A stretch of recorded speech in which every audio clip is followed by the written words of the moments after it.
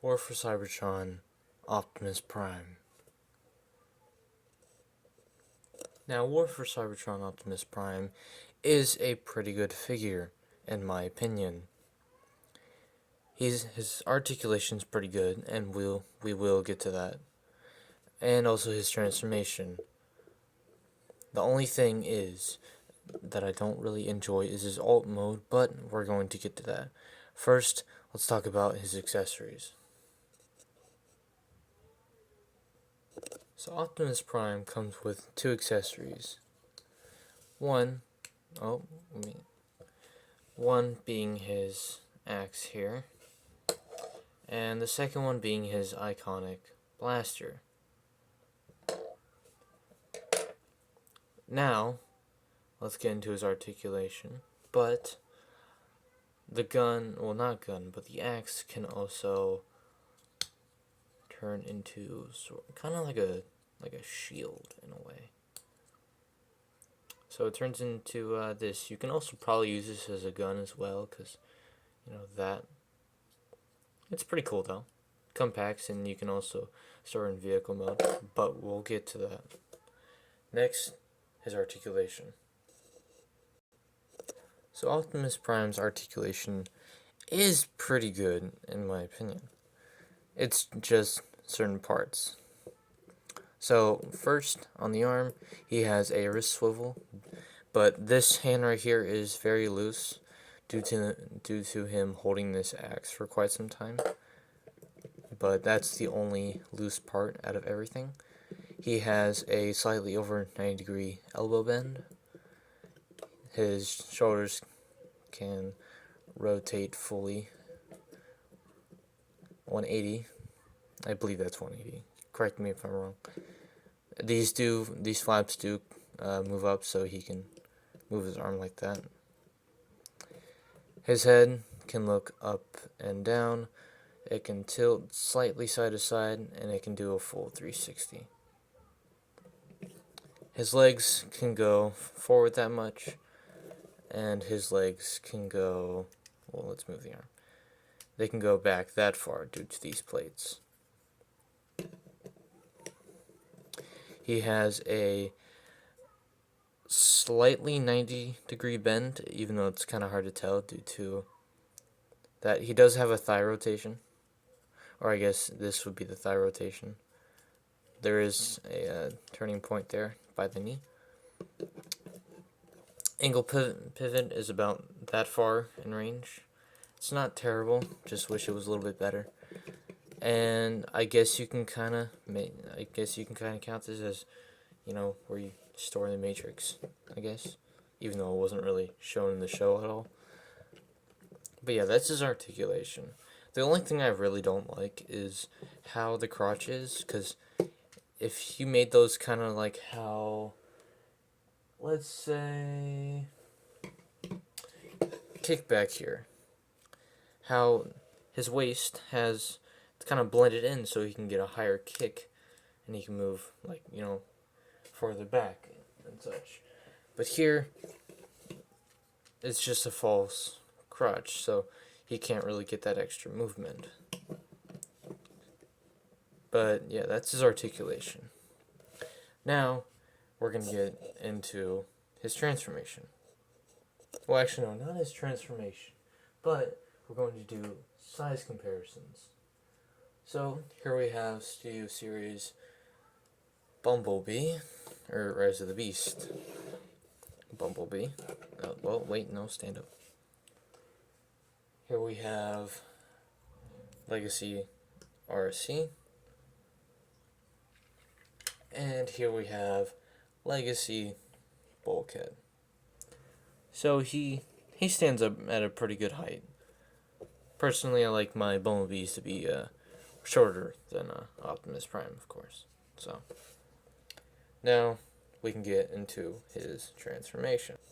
So his transformation's not really that complex, but it can be to some people.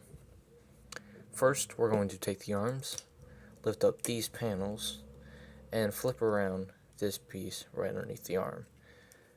You want to do that same thing on the other side. Now we're going to go down to the legs, collapse the feet. Make sure that doesn't happen. Take the leg, turn it around, pull off this flap, flip up this flap and make sure it tabs in.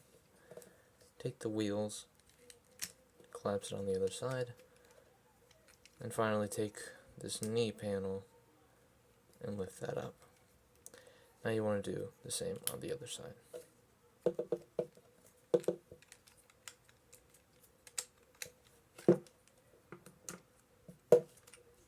And you're going to have something like this. You want to collapse them together, make sure everything is lined up. Now we're going to go back up to the torso. So we're going to take the backpack and flip it up, turn around, flip up this panel, and just start opening up all the panels necessary. Now we're going to grab the front part of the crotch and do that. We're going to grab these wheels, pull them out, and you see these two tabs here. You want to take that little slot right there and lock it into that second tab for now. We'll do that for the other wheel. Now we want to open up his chest, fold his head down, and close that up for now. Now we're going to take the arms and do the classic Optimus Prime transformation and just collapse the arms towards the chest, and there should be some soft clicks for certain parts, just like that. Now we're going to take these flaps, tab them in. There's a tab here that wants to go into the slot that's on the thigh, and there's also this tab here that wants to go into there. That should all line up. Then you want to flip the wheel, and it does this a very soft click. Now you want to do that the same thing on the other side. Open up the chest again and take all of this and make sure it goes past the chest pieces, and it all folds in like that. Close up the chest pieces one last time. These clips will tab into a little tab underneath that gun there. Get that nice squeeze. Make sure that the roof is flat. There's these little notches here that are going to go into that hole there, so make sure those are tabbed in. And there you go, Optimus Prime transformed. Now before we get into the vehicle mode comparisons, you can take his gun and have it, kind of like a classic little accessory storage, I guess. But then you can take the shield, make sure it's, flipped down like this instead of the axe. You take that peg there, you put it into the hole that's on the top of the gun,